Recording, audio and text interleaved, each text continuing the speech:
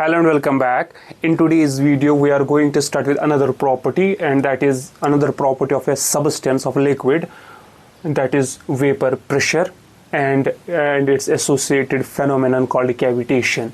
The topics that will be covered are what is a saturation pressure first of all, because it is related to the vapor pressure, then what is a vapor pressure, then how to find this vapor pressure, and after that how is vapor pressure different from a partial pressure. These two pressures are different and how they differ from each other, we will discuss that. Then after that, how is vapor pressure dependent on temperature, and finally what is cavitation and what are its causes and why do we want to prevent this phenomenon and how it is related to the vapor pressure. This all will be covered in today's video.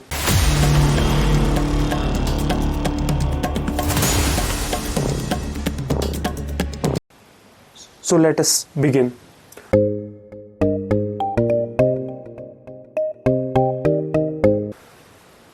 First of all, what is saturation pressure? We'll start with what is saturation temperature. We know these are two temperatures, saturation temperature and saturation pressure. First of all, saturation temperature. These saturation temperature depends on pressure, and the saturation pressure depends on temperature, because in phase change process, temperature and pressure are dependent on each other. They have one-to-one relationship. If it doubles, this doubles and all that.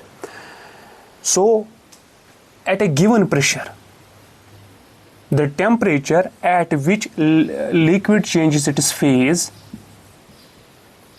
is called saturation temperature, because it depends on pressure. So at a given pressure, the temperature at which liquid changes its phase is called the saturation temperature.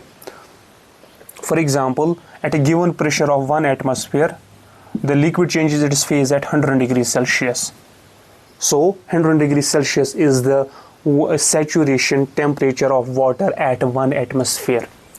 But if we change the given pressure, suppose 2 atmosphere, the saturation temperature will be different. And if we decrease it and if we increase it, it will increase, and if we decrease it, the saturation temperature will decrease. And in the same way, at a given temperature, the pressure at which liquid changes its phase, the liquid phase of a substance changes its phase, is the saturation pressure, in the same way as the saturation temperature. So at a given temperature, what is the pressure at which this liquid changes its phase becomes the saturation pressure.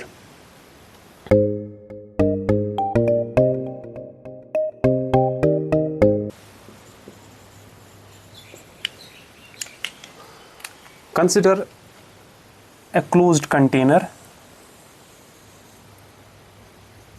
containing liquid, containing seawater, pure water.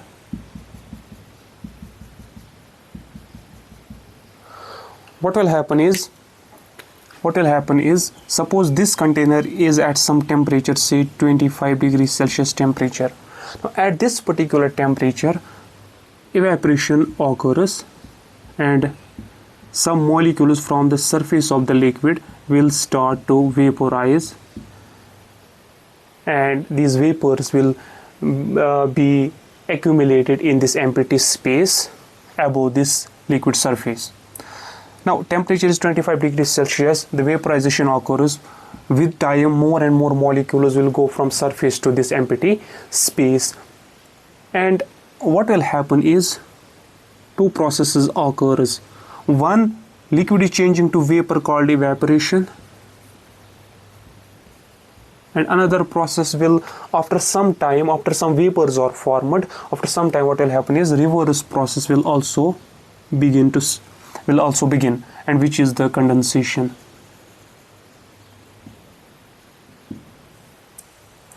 Now initially what will happen is rate of evaporation will be larger and rate of condensation will be smaller. So we will see the accumulation of vapors in the empty space, accumulation of vapors. But as the more and more molecules gets in the empty space, rate of condensation will also increase, and at 25 degrees Celsius temperature all this is happening, and a time will come when the rate of evaporation will equal to the rate of condensation. At that point the number of vapors at an instant in the empty space will remain constant, because it does remain constant, and we say equilibrium is reached. It is called phase equilibrium is established between liquid phase and the vapor phase at that point when the two rates are equal. So what at the phase equilibrium, neither evaporation stops nor condensation stops. Both are happening together, but both are happening at the same rate. That is why we call it dynamic equilibrium. So this is the phase equilibrium that's established between the two. At this equilibrium state, whatever pressure is read by the pressure gauge for these vapors is called the vapor pressure. Vapor pressure, PV. This is called the vapor pressure. So vapor pressure is basically the pressure exerted by the vapors in a closed container when they are in phase equilibrium with the liquid from which they are formed. So this is the vapor pressure. Now, how to find vapor pressure? For a pure substance, it's important. For a pure substance, vapor pressure is found by simply finding the saturation pressure. This is important. For a pure substance, vapor pressure is basically the saturation pressure. Now the question comes, how to find this saturation pressure of a pure substance? Now, to find the saturation pressure of a pure substance, we take the we make the use of property tables, like I explained in the last time. We have property tables. We find the value of this saturation pressure from the property table. For example, what we'll do is, we have temperature 25 degrees Celsius. We open the property table. We will have temperature in degrees Celsius, and we will have corresponding saturation pressure for, suppose, say, water. We'll find temperature 25 degrees Celsius temperature and see what is the saturation pressure value written there. Suppose at 20 degrees Celsius it is 2.34 kilopascal is the actual value. At 20 degrees Celsius the saturation pressure of water is 2.34 kilopascal, which means at 20 degrees Celsius temperature the vapor pressure of water is 2.34 kilopascal.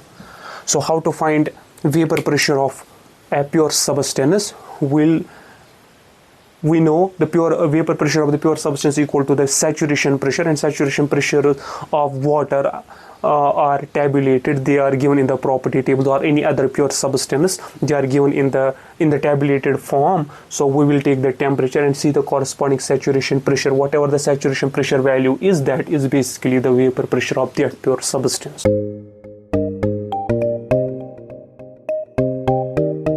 Now next is, how is vapor pressure different from a partial pressure? So what is basically partial pressure? Now we now know what is vapor pressure. Now partial pressure term comes into play when there is a mixture of gases. At least two. This is a mixture of gases. Suppose this air. So consider, for example, we'll consider first of all dry air. Dry air means no water vapor. So it is mainly N2 and O2. So total pressure of dry air is equal to basically the pressure exerted by the N2 molecules only plus the pressure exerted by the O2 molecules only. So separately we call this vapor pressure of nitrogen and vapor pressure of oxygen. So adding both vapor pressures together gives us the total pressure exerted by the dry air. Now when we include the water vapor as well, we will have partial pressure of water as well, partial pressure of water, H2O. So partial pressure is the term that is related to when there is a mixture of gases and pressure exerted by each component is the partial pressure. Now we'll take another example. Suppose Suppose this room has dry air, there is no moisture in the air, it is fully dry air, and I keep a container of water in the room, and the temperature of the room is say 20 degrees Celsius. What will happen is evaporation will start. The surface, the water molecules at the surface of the liquid of this container, or on the surface of the water in this container, they will start evaporate. When they start evaporate, the water vapor will start accumulating in this dry air. Before this evaporation, air was dry, there was just the pressure due to the nitrogen and due to the oxygen. No pressure was due to water vapors. Now as the evaporation continues, more and more water vapors accumulate in this dry air. Now we have the pressure from the third source, which is the water vapor. So what will happen is two things will happen. One, either if we do not have sufficient amount of water, all the water will vaporize in the air and we will be out of water in the bucket. This is the case when a room is very big or the container of water is very small, so the evaporation continues to transfer the molecules from liquid water to the gaseous water. Or if we have sufficient amount of water, we have small room, what will happen is water evaporates and a point will come when evaporation no longer happens. At that point evaporation stops. There is water but evaporation stopped. Why? Because the amount of water vapor in the air got accumulated so much that since the temperature is 20 degrees Celsius, the partial pressure exerted by the water vapor in the dry air now becomes equal to the 2.34 kilopascal, because temperature is 20 degrees Celsius. So when the evaporation continues, enough molecules water vapors get accumulated in the air such that the partial pressure exerted by the water vapor in the air is equal to the 2.34 kilopascal. Evaporation stops, which means when the partial pressure of water becomes equal to the vapor pressure in the air, the evaporation stops. Which means the difference between the partial pressure of water vapor in the air and the vapor pressure of water at that temperature, the difference between the two becomes the drying force for evaporation.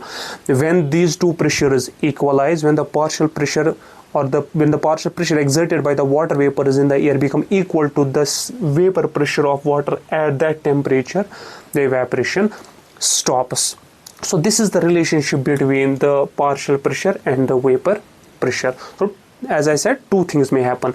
If evaporation continues and we ran out of water, if we had more water, more evaporation would continue, because the vapor pressure of water inside the dry air is still not 2.34 kilopascal. It is still less than 2.34 kilopascal, and water wants to evaporate more and more, but we went out of water. But if there is sufficient amount of water, evaporation will continue till the moment when the pressure exerted by the water, there are enough water vapors in the dry air that the vapor pressure exerted by them becomes equal to the 2.34 kilopascal if the temperature of the room is 20 degrees Celsius.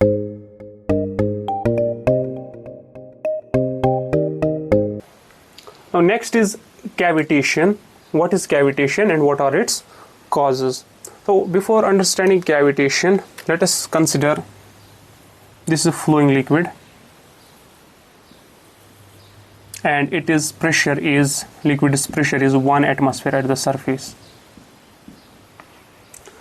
and this is water at 20 degrees Celsius. And we know vapor pressure is basically property of a pure substance. Water is a pure substance. At 20 degrees Celsius, vapor pressure we saw for water is 2.34 kilopascal. Now we have two things. We have liquid flowing and its pressure is 1 atm, or we have liquid pressure on one side, and we have property of the liquid at 20 degrees Celsius, which is vapor pressure, and that value is 2.34 kilopascal, and 1 atmosphere is around 101.325 kilopascal, or we can roughly say 101 kilopascal. which means liquid pressure is much higher than the vapor pressure of the liquid.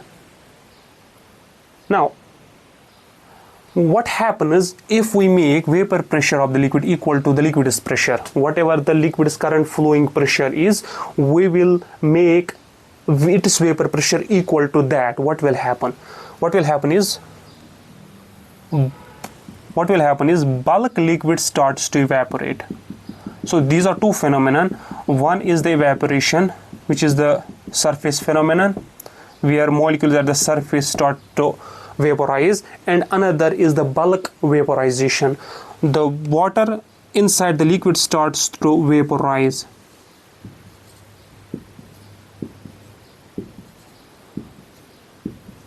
So when does this happen? This bulk vaporization happens whenever we make vapor pressure equal to the liquid's pressure. And this is important. Whenever we make liquid's vapor pressure, which is its property, equal to the liquid's flowing pressure, bulk vaporization begins. Now we can equalize the two in two ways. How? One way is, since vapor pressure depends on temperature, we keep on increasing temperature, vapor pressure keeps on increasing till it becomes equal to the liquid pressure. So one way of equalizing the liquid pressure and the vapor pressure is heating and increasing the vapor pressure. And another way is keep the vapor pressure what it is, just decrease the liquid's pressure. Liquid's flowing pressure, decrease it. And increase this. These are two ways to make the two equal and start the bulk vaporization of the liquid. Now, how this can be achieved? How can we increase the vapor pressure and make it equal to 100 kilopascals? Heat it, increase the temperature. Since vapor pressure depends on temperature, increasing temperature will increase vapor pressure. Increase the temperature 2.34, it will increase, keep on increasing the temperature till 2.34 becomes 101 kilopascal. So by heating. So one way to equalize them is by heating process. And another way to equalize them is by reducing the liquid's pressure. How can we reduce it? We know if liquid is flowing at some speed, at the horizontal direction in a pipe, say we can increase the speed. We can increase the speed very high. We can keep on according to the Bernoulli equation. If we increase the pressure, increase the speed, one of the energy has to decrease, because if it is horizontal pipe, so the energy consists of three parts: potential, kinetic, and flow part. Now we are keeping it horizontal. We're keeping it horizontal, so potential energy will stay constant because there is no elevation difference. So flow energy depends on pressure, kinetic energy depends on velocity. What will happen if we increase the velocity? One of the energy has to decrease, which is only P in this case. It has to decrease because total mechanical energy stays constant according to the Bernoulli equation. So if we increase its speed, pressure decreases. So there may be machines, pipes in which fluid is flowing very fast such that the pressure drops. If the pressure of the flowing liquid drops that much that it becomes equal to 2.34 kilopascal at 20 degrees Celsius temperature, if it becomes that low, this bulk vaporization will begin also, because bulk vaporization is the phenomenon that occurs when two pressures equalize. So one way of equalizing them is increasing this by heating process. Another way is by decreasing this. How? By increasing the velocity of the fluid in flowing devices. This way of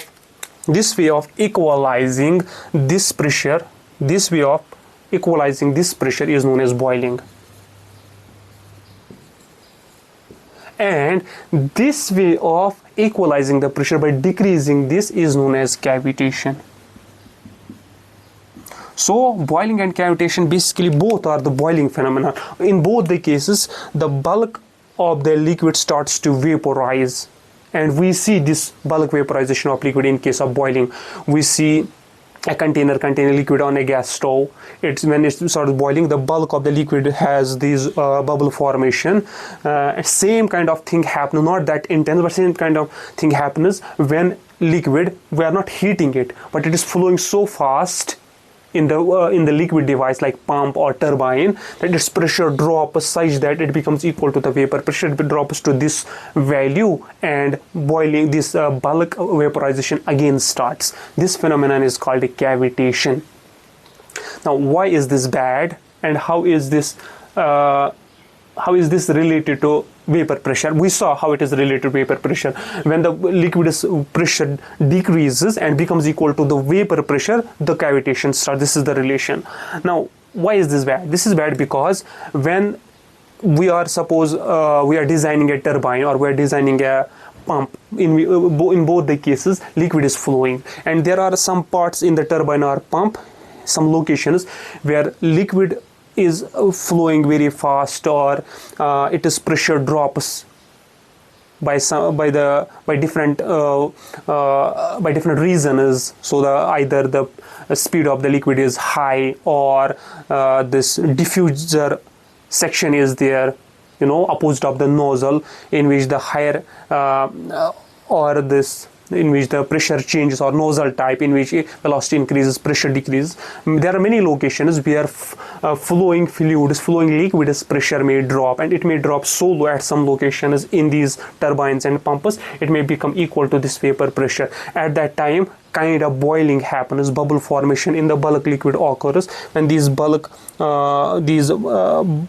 formation occurs in bulk in the liquid, in this cavitation case, when this liquid is continuously flowing, when they flow to the higher pressure section from lower pressure section, where this pressure falls to equal to this, and cavitation occurs, bubble formation occurs. And when this fluid flows to different location where pressure is not that low, these bubbles burst. When they burst, they create empty space inside the liquid, and because of that empty space, the surrounding fluid come very rushly, and what happens is high pressure waves are produced, and those high pressure waves are very harmful for the material of the turbine, or material of material of the turbine, or material of this pump. This is very harmful. 4 harmful things happen. 1, performance decreases because of this cavitation, because of these bubble formation. Performance decreases, noise is produced, vibration is produced, and ultimately failure of this machine may occur. And how do we know that cavitation is happening? The cavitation, these are the causes. How do we know this cavitation is happening? The cavitation can be sensed that it is happening. It can be sensed by a characteristic sound occurs, that is the tumbling sound. Like this tumbling sound. It's like something is rolling on the surface, a metallic cylinder is rolling on the surface, or you may think of it as there is a large metal steel sheet on this on the ground, and we are picking one of its end and dragging it. The sound is kind of that tumbling sound that is produced. I'll put this kind of sound here in this video. You can see this kind of you can hear this kind of tumbling sound, where you can sense that the cavitation is happening right now.